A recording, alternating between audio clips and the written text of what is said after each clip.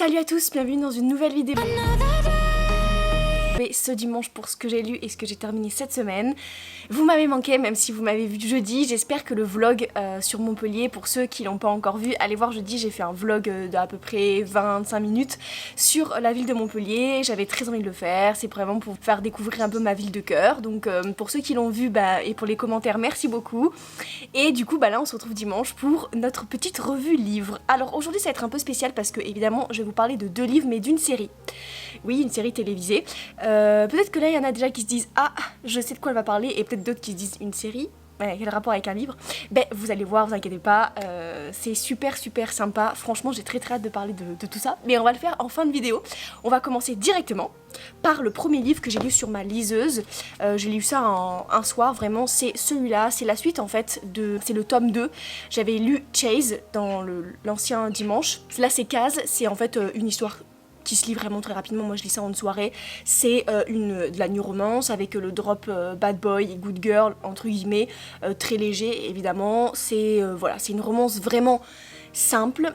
On va suivre en fait Kaz qui est le voisin d'une jeune fille. Donc genre ils ont 2 maisons mitoyennes comme ça avec une route. Et il y a Kaz et Margot en fait qui habitent depuis toujours en face l'un et de l'autre. Il faut savoir que Margot c'est la meilleure amie de la sœur de Kaz.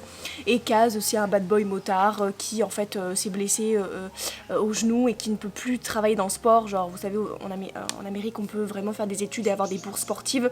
Et du coup il est un peu paumé dans sa vie, mais c'est un beau gosse, un peu voilà, un peu motard bad boy.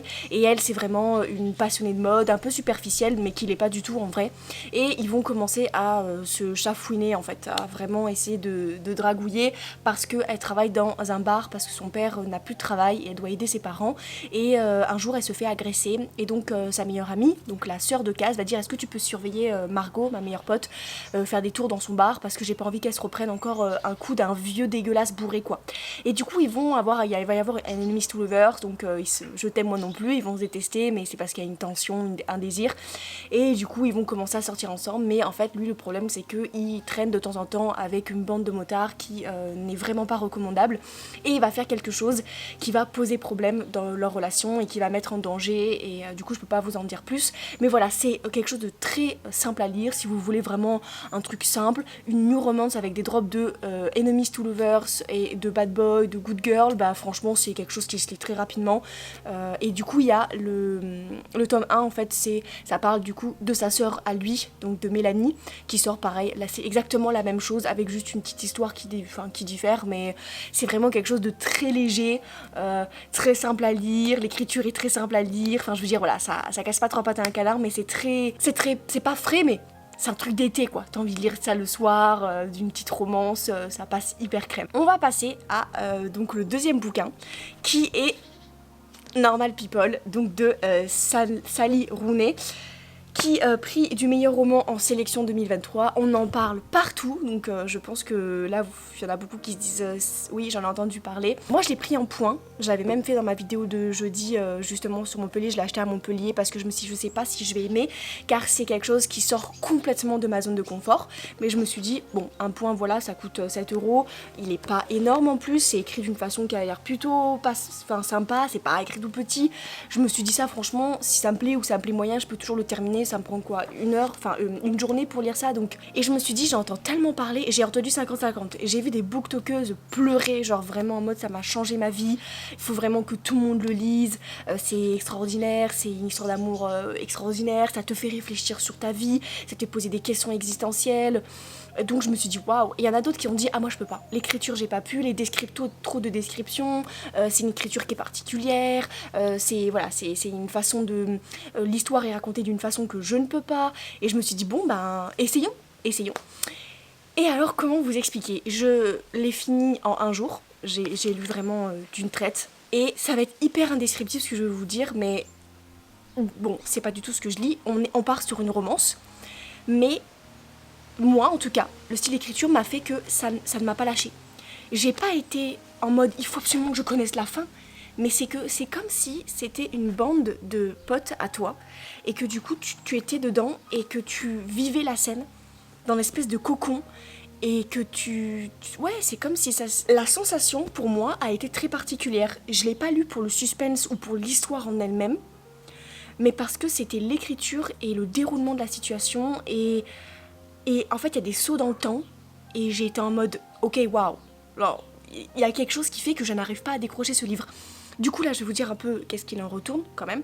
On va suivre en fait deux personnes, on va suivre Connell et Marianne, qui en fait c'est des Irlandais, ils habitent en Irlande dans un petit patelin en fait. C'est une personne qui est harcelée scolairement, elle est considérée comme la loseuse de son lycée, elle est très intelligente, du coup bah en fait elle est un peu hautaine, elle est un peu froide, mais c'est une façade parce que les gens la harcèlent quotidiennement en lui disant bah t'es moche, t'es une planche à pain, t'es froide, t'es odieuse, personne ne veut sortir avec toi, donc elle a pas d'amis, personne ne lui parle au lycée, et elle habite dans une maison, un grand manoir parce que ses parents sont fortunés, elle a perdu son père. Et elle vit avec sa mère et son frère, et elle a une relation vraiment très conflictuelle avec sa mère et très conflictuelle avec son frère, pardon. Mais là, vous découvrirez plus les choses de mal en pis, genre vraiment, à la fin du bouquin. Alors que Connell, il habite dans genre une petite maison toute simple. Sa mère l'a eu très très tôt, ils ont 10 ans d'écart, elle l'a eu à 16 ans. Et en fait, elle est femme de ménage pour la famille de Marianne. Et lui, il est vraiment d'un milieu modeste, mais comparé à elle, au lycée, c'est genre le roi du bal. Genre vraiment, il a plein de groupes de potes, enfin je veux dire, il est adulé, c'est vraiment le quarterback, tout se passe bien, la plus belle fille, elle veut sortir avec, machin bidule. Et comme la mère de Connell travaille pour la mère de Marianne, il se retrouve souvent en fait chez Marianne en fait, pour qu'il vienne chercher sa mère, etc., etc.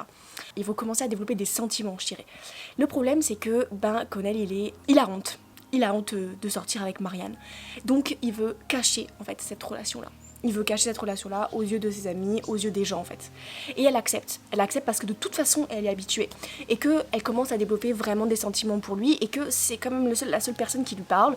Et du coup, il se rend compte que les deux sont très intelligents, qu'ils partagent des points communs. Et en fait, ça va être l'évolution de ce couple-là à travers 5 ans. Dans un petit bouquin comme ça. Les sauts dans le temps, je suis pas fan. C'est compliqué, mais alors là, c'est d'une fluidité absolue. Mais c'est fluide comme jamais, quoi. C'est impressionnant, c'est fluide. Et en fait, tu vas voir à quel point l'expression la roue tourne n'est pas plus adéquate dans ce livre. Et c'est vrai, ça va être vraiment cette relation d'adolescent qui va changer, donc pas le sentiment de pouvoir, mais en fait, voilà, il y en a un qui est populaire, l'autre qui est moins populaire, et puis il va se passer ça, et puis ça va échanger, puis les rôles vont s'inchanger, et puis à un moment donné, il va y avoir des traumatismes, et puis des trahisons, et puis des retrouvailles.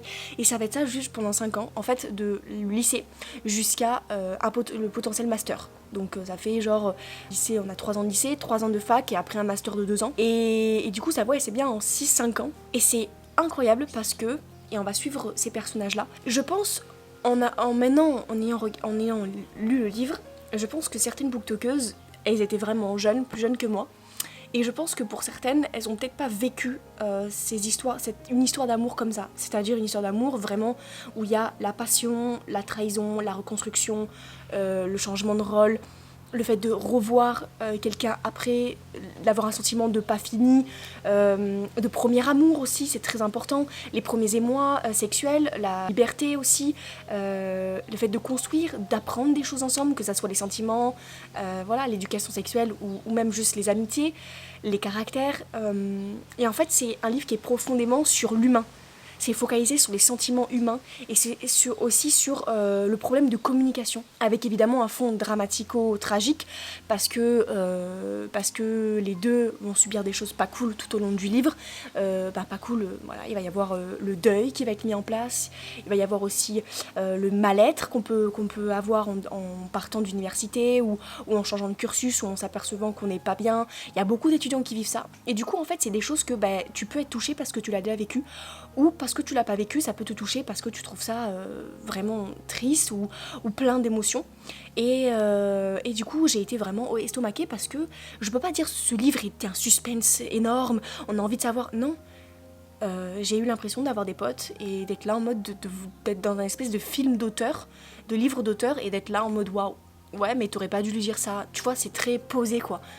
Et après, j'ai su qu'il y avait une série qui est sortie, donc celle-là, donc qui est évidemment l'adaptation de ce merveilleux livre qui est Normal People. Ils ont gardé le même nom, c'est vraiment l'adaptation, avec 2 acteurs incroyables. Je prononcerai pas leur nom, je mettrai lui et elle ici.